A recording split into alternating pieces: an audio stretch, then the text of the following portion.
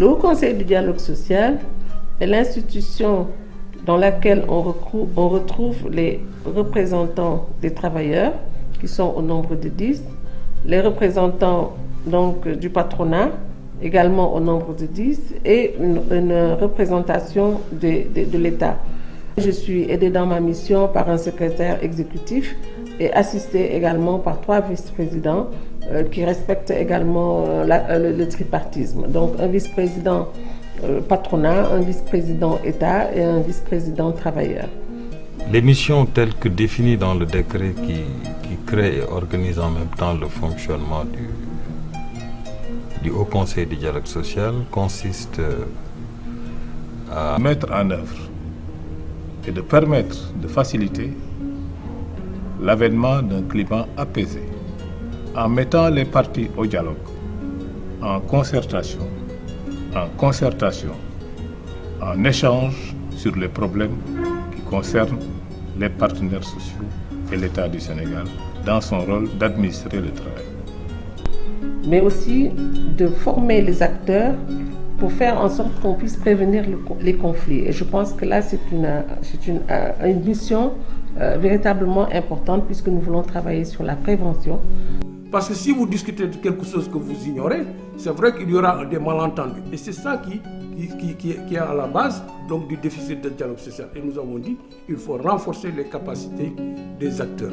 Dans le cadre surtout du secteur informel, d'arriver à une politique d'extension de la protection sociale pour les acteurs du secteur informel. Mais aussi favoriser, et c'est une dimension très importante, la conduite d'études sur la situation du dialogue social au Sénégal. Nous avons également pour mission de mettre en place des comités nationaux de dialogue social au niveau sectoriel, mais aussi au niveau national. Nous avons parlé tantôt des avancées enregistrées par le Sénégal avec la Charte nationale sur le dialogue social et également l'existence du Comité national du dialogue social. Plusieurs années après, l'État du Sénégal, par bien sûr le chef de l'État, la volonté du chef de l'État, a procédé au relèvement de l'institution au Conseil du dialogue social. Il ne s'agit pas juste si vous voulez, d'un relèvement du point de vue organisationnel, mais c'est plutôt l'expression la plus achevée de la volonté du chef de l'État de faire du dialogue social un outil de développement économique et social. L'État du Sénégal compte jouer un rôle de régulateur et espère obtenir par ce rôle un climat social apaisé, seule condition de base de la paix sociale. En effet, c'est dans la paix sociale que le développement, la croissance peuvent se construire. Le dialogue social efficace, cela exige des aptitudes et des attitudes. Ce qui signifie un savoir-faire et un savoir-être. Pour dialoguer, il faut être plusieurs. Pour dialoguer, il faut être sincère.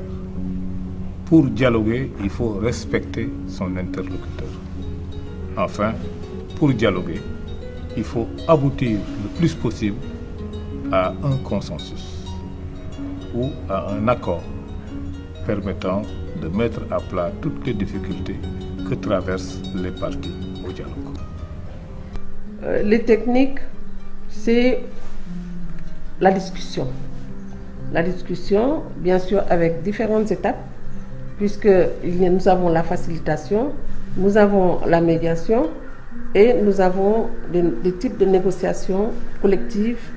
Et aujourd'hui, au niveau du Haut Conseil du dialogue social, les objectifs que nous voulons atteindre, c'est un dialogue social par les discussions permanentes, la formation des acteurs sociaux, puisque nous avons aujourd'hui au sein du Haut Conseil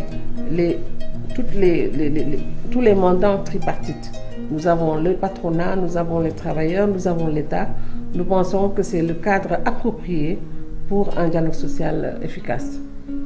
Le dialogue social inclut toutes les formes de concertation, de consultation ou de négociation entre les travailleurs ou leurs représentants et les employeurs ou leurs représentants. Dans ce cas, il est bipartite. Ou bien entre les travailleurs, les employeurs et l'État. Dans ce cas, il est tripartite. Le dialogue social, c'est un instrument. C'est un instrument qui permet, du point de vue de l'État du Sénégal, d'atteindre des objectifs de développement économique et sociaux, et également de raffermir la cohésion sociale au sein de notre pays. Le dialogue social, comme son nom l'indique, c'est un ensemble de mécanismes de concertation, de consultation et d'échange sur les sujets relatifs au travail.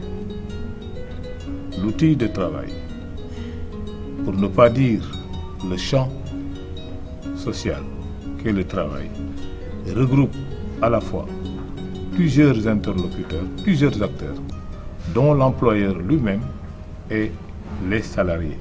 C'est la raison pour laquelle il est nécessaire que ces parties qui sont partenaires dans l'entreprise s'entendent et se regroupent pour se retrouver autour des sujets qui concernent le travail. En grosso modo, c'est un système de régulation des relations professionnelles. Oui, il est vrai que l'existence de plusieurs organisations syndicales rend le dialogue social plus difficile et moins structuré.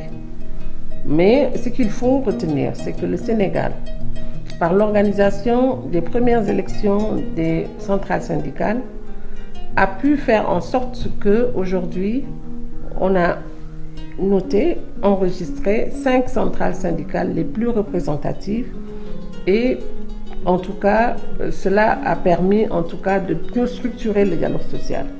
Mais il est clair que cette pluralité d'organisations syndicales rend le dialogue social moins efficace.